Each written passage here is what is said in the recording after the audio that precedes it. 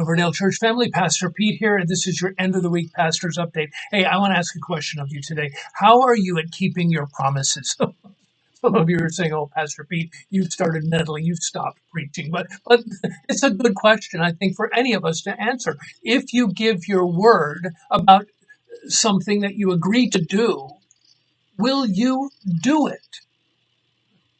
Early brethren were known for keeping their word. There was a phrase that they were known by that said, their word was their bond. And so may that still be true of us today. Many of us, we need to keep our word. In a culture, or in a society, in a political culture that's famous for breaking promises, may we be known for keeping our word. This Sunday, we're going to be talking from the book of Hebrews, chapter 6, where the certainty of Christ keeping his promises is talked about. In fact, he swore by his own name to keep a promise to Abraham because there was nothing greater than his name to swear by. He was going to give Abraham and Sarah a child, and that child would then blossom into a great nation that would be a blessing to the world. In fact, in faith, you and I are a part of that great spiritual nation as we place our faith in the work and the word of what God has said he would do, the promises that he made to us. That it is through his blood sacrificed on a cross by his crucifixion and his resurrection that we have eternal life. May you believe in that, and may that be reckoned to you for righteousness. This Sunday, our church service is at 9 o'clock in the morning. We welcome you to come and worship along with us. We have Rob Mascalis that's going to be leading us in our music this week, along with his friend Howard Lee. And next week, we have something very special. We want you to be marking your calendar on Saturday, the 15th, we're going to be introducing to the congregation a candidate for our next associate pastor position.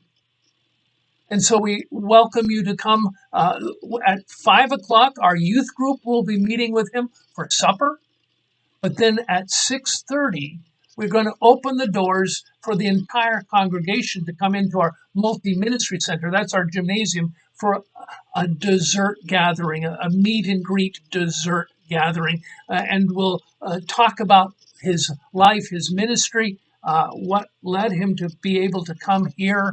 And so if you'd like to bring your favorite dessert, come on and share it with the family. If you don't have a favorite dessert, but you still want to come, no problem. Just come along. We want as many people to be here as possible. That will be at 6:30 on Saturday, next Saturday, the 15th. Then on Sunday, after the church service is over, we're going to be voting whether to hire this candidate to be our next associate pastor. Now, this is going to be a little different than what we've ever done before. This position that we're hiring for is to become a family pastor or a pastor of family ministries. We do a really good job here of working with children and with students in junior, middle school, and senior high school. And our youth group continues to grow. Our Awana program continues to grow.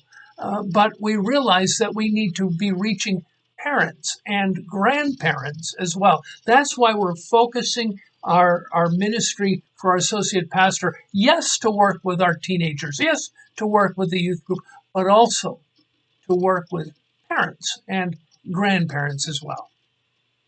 So come on out. Again, our church service is at 9 o'clock, and we look forward to seeing you.